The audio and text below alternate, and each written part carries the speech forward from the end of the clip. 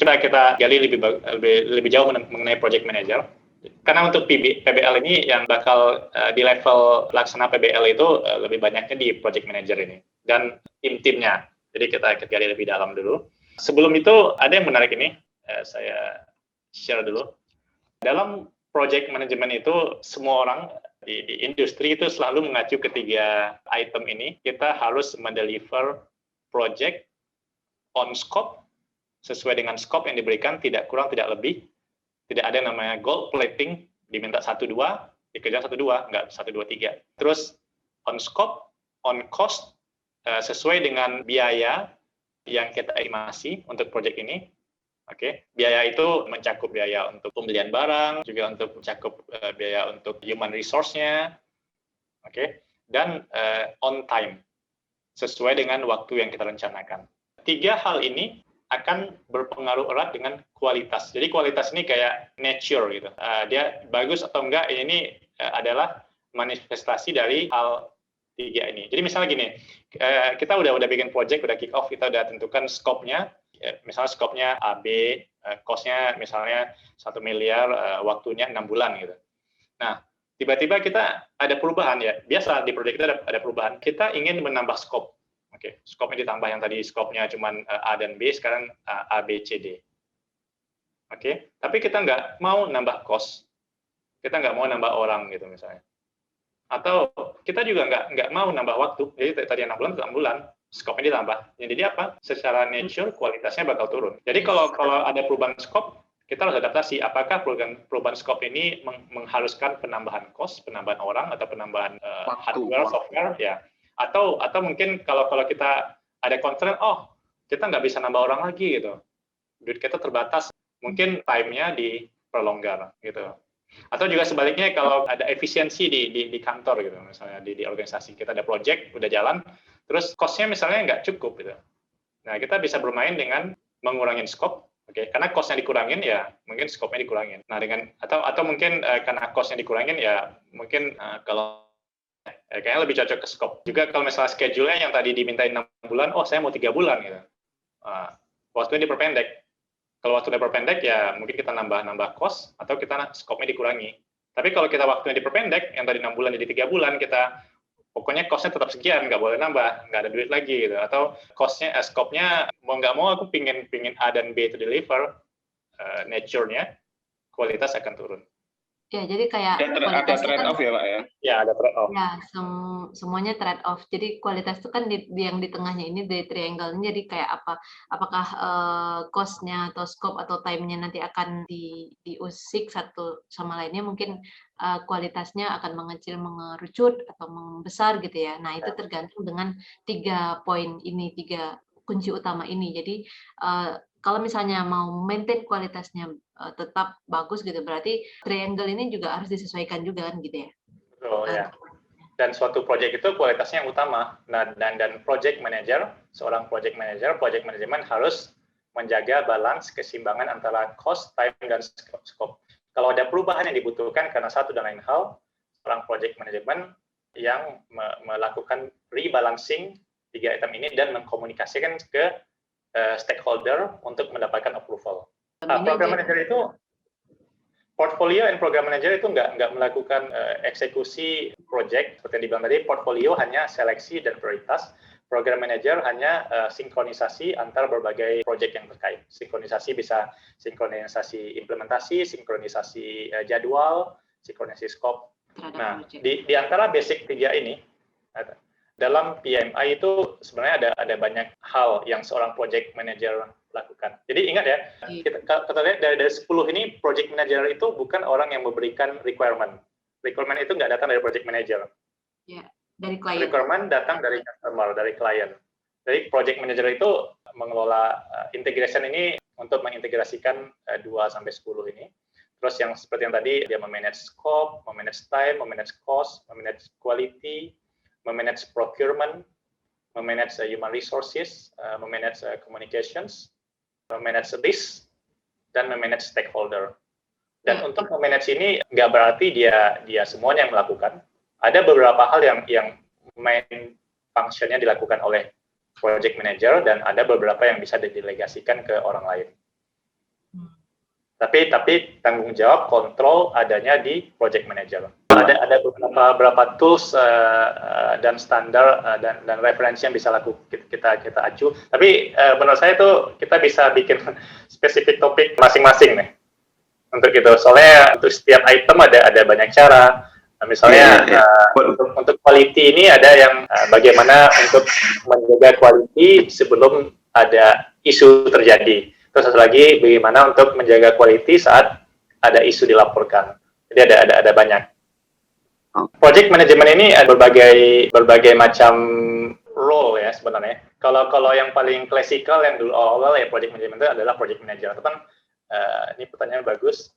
Nah, ini kita bisa lihat. Project manager itu yang termasuk, tapi ini ada beberapa pendapat ya, maksudnya bukan science true false. Ya, ini ya salah satunya yang saya lebih pahami untuk project management itu tentu aja project manager itu dianggap project management.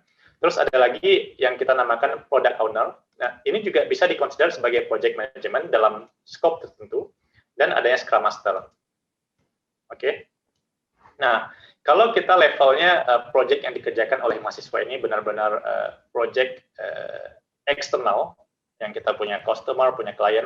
Kalau menurut saya kita harus ada seorang project manager yang mumpuni, yang bukan dari mahasiswa dan memang project manager berpengalaman yang dia memiliki knowledge area ini. Jadi kalau kita lihat ini di spider chart-nya ini, kita lihat skill mana aja sih yang dia harus punya the most. Okay. Nah, mungkin ada lagi salah satu project yang kita lebih ke internal, mungkin internal pelibatan untuk internal improvement misalnya. Dan kita mungkin nggak perlu satu project manager, kita bisa hanya di level product owner. Dan untuk product owner ini dari segi role dia dapat apa sih role yang product owner ini? Dia menentukan user story itu seperti requirement. So product owner boleh menentukan requirement kepada tim yang akan melakukan development. Kalau product owner ini dia boleh membuat requirement dalam bentuk user story. Jadi konsep product owner dan Scrum Master ini diintroduce dalam sistem agility dalam sistem Scrum. Kalau dalam project yang konvensional kayak waterfall, kita nggak mengenal dia product owner dan Scrum Master. Tapi kalau untuk project yang bersifat Agile, Scrum, ada namanya product owner, dia boleh membuat requirement dan product owner ini role-nya merepresentasikan real customer. Jadi kalau seperti kita ada project internal untuk pelibatan doang, misalnya project untuk UPTSI gitu. Terus product owner ini harus dekat dengan UPTSI, dia tahu problemnya apa sih yang dibutuhkan. Mungkin dia melakukan wawancara, analisis, terus dia ingin membuat suatu produk. Nah, setelah dia merumuskan produk yang akan diberikan, misalnya, mungkin kita perlu membuat suatu identity provider yang dapat dijadikan sebagai alat atau tools untuk single sign-on di antara berbagai sistem yang ada di Polybatam. Nah, dia bakal melihat apa sih masalahnya sekarang di UPTSI, apa sih masalah di mahasiswa atau di sivitas lainnya. Terus dia datang dengan merumuskan suatu produk yang akan bisa di-deliver dan diimplementasikan. Nah, di sini product owner bisa merumuskan semuanya itu requirement dalam bentuk user story yang akan dikerjakan oleh tim. Nah, untuk kasus product owner ini dia nggak butuh untuk tahu semuanya beberapa item, kayak misalnya procurement, karena dia nggak butuh banyak knowledge tentang itu gitu. Soalnya kalau ada procurement dia mungkin cukup minta ke bagian procurement dari kampus. Terus juga untuk stakeholder nggak terlalu banyak dia memanage stakeholder, lebih ke internal. Tapi kalau yang real project manager dia harus banyak memanage stakeholder ke customer, ke supplier. Misalnya kita ada beli produk lain untuk mendukung kita, terus ya ngomong ke supplier, ngomong ke berbagai macam. Tapi kalau kayak product owner nggak perlu. Dia fokusnya untuk scope, schedule, cost, komunikasi, risk dan quality di sini. Nah, untuk product owner ini bisa nanti kalau kita lihat mungkin di sesi berikutnya siapa sih yang bagus menjadi product owner. Nah, ini ya secara singkat mungkin dosen bisa dijadikan sebagai product owner. Jadi product owner ini dekat customer, siapa yang bakal memakai, atau real ideal prospect customer. Jadi dia akan meriset pasar, meriset pasar. Di pasar itu butuh ini, itu pasarnya bisa mungkin di dalam pelibatan, bisa di luar. Nah, dia merumuskan apa yang dibutuhkan pasar, terus dia menerjemahkan ke technical specification untuk Nah, terus ya mungkin kalau saya teruskan ya, kalau untuk PBL kalau menurut saya sih yang paling cocok at least untuk yang awal-awal kita sebatas product owner, at least untuk pilot kita coba untuk internal project dulu. Nggak, soalnya kalau external project kita butuh komitmen keluar itu, kalau untuk mahasiswa kalau menurut saya sih agak risky kecuali kalau udah mature. Jadi kita mulai dengan ada product owner dengan dosen yang membantu menerjemahkan kebutuhan yang dianalisa internal bottom sebagai kita lihat sebagai ideal klien atau customer untuk produk ini, terus dia menerjemahkan ke technical user story yang dipahami oleh mahasiswa. Nah, yang namanya mahasiswa tentu saja levelnya lebih ke pemahaman technical requirement. Dia belum pada level untuk memahami business needs, belum dalam level untuk memahami market. Nah, ini kita bisa berikan kepada dosen menganalisa pasar, internal atau eksternal, mungkin ya fokusnya internal dulu, menerjemahkan ke user story dan diberikan ke mahasiswa untuk eksekusi. Nah, sementara di mahasiswa sendiri kita bisa memberikan porsi kecil dari project management, yaitu untuk melakukan sebagai Scrum Master. Nah, Scrum Master ini lebih dari mengelola tim yang melakukan implementasi development produk yang akan dilakukan. Nah, di sini dia memanage scope, jadi dia harus menyelesaikan scope yang diberikan oleh product owner sesuai dengan prioritasnya dan mendeliver sesuai dengan quality.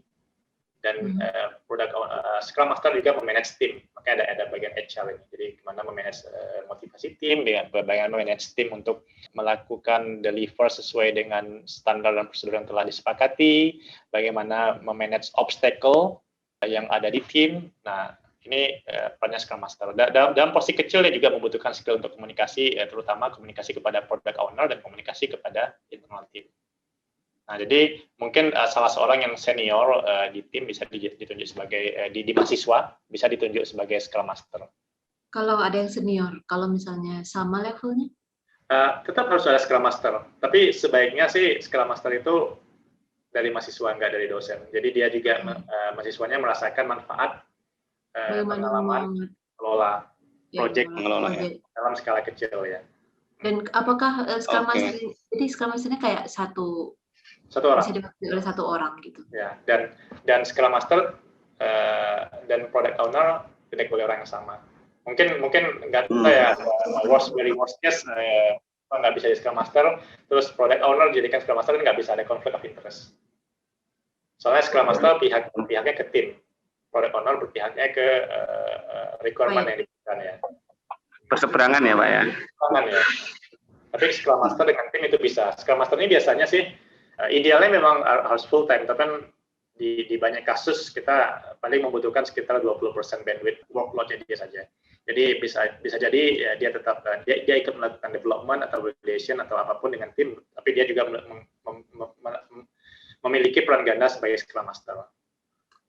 Di dalam sebuah tim, seorang Scrum Master, apakah bisa bergantian dalam sebuah project?